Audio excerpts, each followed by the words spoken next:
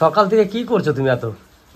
এই মোছামুছি ধোয়া দিই, সকালের কাজ তো সকালেই করতে হবে না, রান্না বান্না করতে হবে।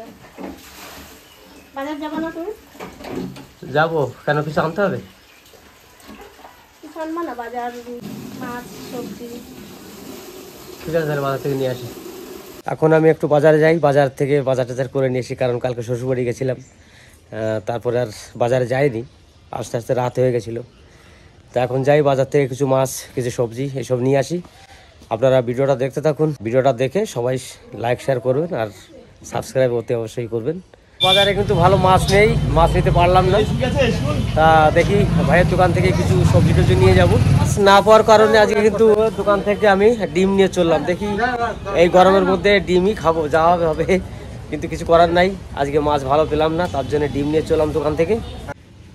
তাহলে কিছু সবজি আর ডিম নিয়ে বাড়িতে এলাম। এই ডিম সবজি, কারণ হচ্ছে আজকে মাছের বাজারে মাছই ভালো নেই, তার জন্য আমি ডিম নিয়ে এলাম।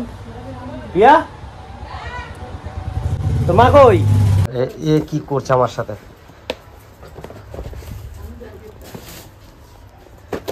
কিরে টমি, কি নিয়েছিলাম? আম নিয়েছো? কালকেও আম নিয়েছি এক ব্যাগের বেশি। তা তুমি কোথাও বাড়ি যাচ্ছ নাকি? বেশ। মা এখন আমাদের এই স্কুলে চললো, বাচ্চাদের যে স্কুলে খিচুড়ি দেয় বা তার সঙ্গে ডিম থাকে, সেই খিচুড়ি নিয়ে মনে হয় বাড়ি যাবে, কেননা ওটা আমাদের তিতলির জন্য নিয়ে যায় মনে হয়। আমি কিন্তু আজকে মাছ টাছ পাইনি। কি আনছো? এই ডিম আর সবজি নিয়ে এলাম। ওই ঠিক আছে, সব দিন সব রকম খেতে হয়। মাছ নাই আজকে বাজারে? তুমি তো না, মাছ ছাড়া খেতে পারো। রুই কাতলা ছিল, বড় বড় সাইজের নাই, ছোট ছোট, ভালো লাগলো না আনতে। কি সবজি আনছো? আমি স্নান করবো, শাক তারপর পরে এনেছি, দেখবো। কচু এনেছি, আর হচ্ছে চিচিং এনেছি, লঙ্কা এনেছি। ঠিক আছে, আমি স্নানে যাচ্ছি। তাহলে এক কাজ করো, বলো। টমির ওই যে মুখে ইঞ্জেকশন দিতে গেলে পরে অসুবিধা হয়, ওইটা নিয়ে আসো মুক্তাটা, আর একটা পিঠা নিয়ে আসো। ডাক্তারখানায় নিয়ে গেলে ধরে টরে তো নিয়ে যাওয়া লাগে। শিকল আনবো না? না, চিকল আনবো না, চিকলের গলা সরু হয়ে যায়। এমনিতে বেশ, টোকা ঠিক আছে। টোকা মেয়ে, বাবা ওর কথা বলা হয়েছে বলেও চলে আসছে। বেশ, তাহলে ওইটা নিয়ে আসো। তাহলে বন্ধুরা, ইলামবাজার থেকে একটু বাইরে কোথাও কোনো জিনিস আনতে গেলে গাড়ি নিয়ে যেতে হলে হেলমেট কিন্তু খুবই দরকার, হেলমেট নিয়ে যেতে হবে। তা আমি এখন বেরোচ্ছি বাড়ি থেকে, দেখি কোথায় পাওয়া যায়। ইলামবাজার যদি পেয়ে যায় ভালো, না হলে কিন্তু অন্য কোথাও যেতে হবে, হয়তো বোলপুরও যেতে হতে পারে। এইখানে গাছতলাতে একটু দাঁড়িয়ে দেখলাম একটা গাছ, এই গাছটা আপনারা চেনেন কিনা একবার বলবেন। তবুও কিন্তু আমি আপনাদের সামনে বলছি, এই গাছটা হচ্ছে তিল গাছ। তিল গাছের ফল দেখুন কীরকম তিল গাছের ফল হয়, উপর থেকেও দেখিয়ে দিই একবার কীরকম লাগছে দেখতে। দেখুন, এই তিল গাছের ফল থেকে যে তিল হয়, কোনোটা কালো তিল হয়, কোনোটা সাদা তিল হয়। এটা কিন্তু পুজোর ক্ষেত্রেও লাগে, আর তিলের তেলও কিন্তু খাওয়া যায়, সবজি রান্না করে, যে কোনো জিনিসে রান্না করে খাওয়া যায়। এই যে একটা ফুল গাছ, এটা কিন্তু কৃষ্ণচূড়া না রাধাচূড়া, আপনারা কিন্তু একটু কমেন্টের মাধ্যমে জানাবেন। রাস্তা দিয়ে যাচ্ছিলাম, গাছটা দেখে এত ভালো লাগলো যে ফুল এত হয়েছে গাছটাতে, তার জন্য দাঁড়িয়ে আপনাদের কাছে শুনতে চাই যে এটা রাধাচূড়া না কৃষ্ণচূড়া। চলে এসেছি টমির জন্য একটা গলার বেল্ট নিতে, আর হচ্ছে ওর মুখটা নিতে। কালকে যখন হসপিটালে নিয়ে গেছিলাম তখন ডাক্তার বললো যে এর মুখের যে মাস্ক পাওয়া যায় সেই মাস্কটা কিনে নিয়ে আসবেন, কারণ ইঞ্জেকশন করার সময় কোনো রকম ছুটে গেলে হয়তো কামড়িয়ে দেবে, সেই কারণে। তা চলে এসেছি বোলপুরে সেই জিনিসটা কিনতে। তা চলুন আগে ওই দুটো জিনিস কিনে নিই, তারপরে আবার দেখি কোথায় যাই। যে দূরে লেখা আছে পশু পাখির যাবতীয় ওষুধ পাওয়া যায়, সব কিছু পাওয়া যায় এই দোকানটাতে। দোকানে ঢুকে এখন মাস্কটা নেব। আগেই এসে বলেছিলাম মাস্ক আছে কিনা, তা বলে যে আছে। তাই এই মাস্কটা দেখুন একটা, আর দাদা গলার একটা বেল্ট দেবেন। শিকল নেবো না? না না না, গলায় এমনি প্লেন। হ্যাঁ, প্লেন। এই হচ্ছে দোকান, এই দোকানে কিন্তু আমাদের পশু পাখি কুকুরের যাবতীয় ওষুধ পাওয়া যায়, প্লাস কুকুরের যত সরঞ্জাম আছে সব কিছুই পাওয়া যায়। এই বেল্টগুলো, তাই তো? তা বেল্টগুলো একটু দেখে নিই কোনটা নেব। তাহলে এই একরকম জিনিস আছে। এটা তো আমার তো সেই ইন্ডিয়ান পিস, তো একটা ভারী জিনিস, তার জন্য আমি চিন্তাধারা নিয়েছি এটাই নেব। এটা লম্বা একটু বড় আছে আর গলার জিনিসটাও ভালো আছে, তো এই সেটটা নিয়ে নিচ্ছি। আর এটা কি অন্য কালার হয়? একই কালার। আর এই একটা নিয়ে নিচ্ছি। এই দুটো জিনিস দিতে আজকে বোলপুরে এলাম আমি, কারণ আমাদের হসপিটালের ডাক্তার বলেছিল যে ওর মাস্ক লাগবে, মাস্ক ছাড়া কুকুর আমরা ইঞ্জেকশন করবো না, তার জন্য মাস্কটা কিনতে এলাম। তা বোলপুরে এই দোকানে আমরা সচরাচর সবাই আসি, আমাদের যাদেরই আছে সব এই দোকান থেকেই নিয়ে নেয়, তবে সেইগুলো আমাকে দিয়ে দিই। দুই বন্ধুতে এসে দাঁড়িয়ে গেলাম আমাদের জামবুনি বাস স্ট্যান্ড বোলপুর। সামনের যে রোডটা আছে রোডের পাশেই একটা দোকান, সেই দোকানের সামনে এসে দাঁড়ালাম। দোকানটা হচ্ছে এই যে, এই দোকানে দই lassi, lemon soda, green lemon soda পাওয়া যায়। তা দেখি ভাইয়ের কাছে শুনে যে কোনটা ভালো হবে খেতে। ভাই কোনটা ভালো হবে খেতে তোমার কাছে? আমার কাছে ভালো সবকটা সবই আইটেম ভালো হবে। তার মধ্যে আমার ফেমাস হচ্ছে দই লস্যি। ফেমাস দই লস্যি? দই লস্যি আমার খুব ফেমাস, ভালো চলে। তার আচ্ছা। মধ্যে আমার লেমন সোডা হবে, মশলা সোডা হবে, গ্রিন লেমন সোডা হবে, আম পান্না হবে। আচ্ছা, তাহলে আম পান্না এখন খাবো না, তুমি দই লস্যি করো দুটো, ঠিক আছে?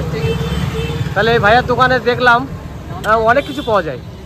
আর দেখুন এই যে নাম লেখা আছে বোলপুর বাস স্ট্যান্ড থেকে যখন শান্তিনিকেতনে যাবেন তখন এই দোকানটা পেয়ে যাবেন বাহাতে। দিন ভাই আমাদেরকে দুটো করে। আমাদের দই লস্যি রেডি হয়ে গেছে। দাদা দইটা কি আপনি নিজে বাড়িতে তৈরি করেন? নিজের বাড়িতেই দই তৈরি করে, সেই দই দিয়েই দই লস্যি এখানে তৈরি হয়, আর সেটা আমরা খেতে এলাম আজকে। এখন দই লস্যি ঢালা হয়ে গেল, এবার আমরা দই লস্যি নিয়ে খাবো। দেখি অনেক জায়গায় দই লস্যি খেয়েছি আমি, জীবনে তো বহুত দেশ ঘুরলাম, তো অনেক জায়গায় অনেক কিছু খাওয়ার অভ্যাস আমার আছে। আজকে ভাইয়ের কাছে একটু দই লস্যি খেয়ে দেখি ভাই কেমন দই লস্যি বানাচ্ছে। দই লস্যি খেতে হলে বিহার যেতে হবে, বিহারের উপরে কিন্তু দই লস্যি এখনও আমি কোথাও খাইনি। তা ভাই তোমাদের বাড়ি কি বিহারের ওইদিকেই? এই ভাইয়ের বাড়ি বিহারের ওইদিকেই। তা বোলপুরে এখানে কত বছর আছেন আপনারা? বাবা দাদারা এখানে থাকে। ওনার বাবা দাদারা সব এইখানেই থাকে, বা ওনার জন্ম এইখানে, তাই তোমার? এই ভাইয়ের জন্ম এখানেই। তুমি খেয়ে দেখি। এই যে দই লস্যিটা নিলাম।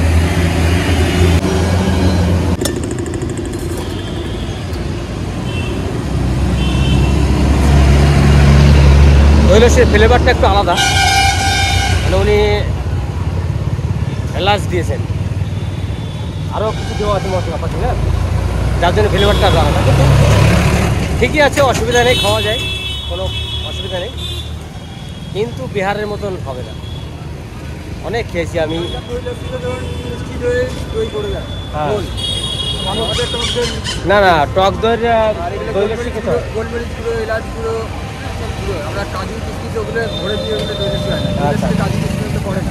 আর একটু দই লস্যি দই করবে খাট করে, তখন রেটটা বেশি হয়, 50 টাকা 60 টাকা গ্লাস হয়। তাহলে দই লস্যি বলছে, দই লস্যি অরিজিনাল হতে হলে শ্বাস দিতে হবে, শ্বাস দিলে তার পয়সা বেশি লাগে। এখানে শ্বাসটা নেয় এখন, তার জন্য দেয়নি। একটু খেয়ে দেখলাম, ভালোই লেগেছে, খারাপ নয়। পিয়া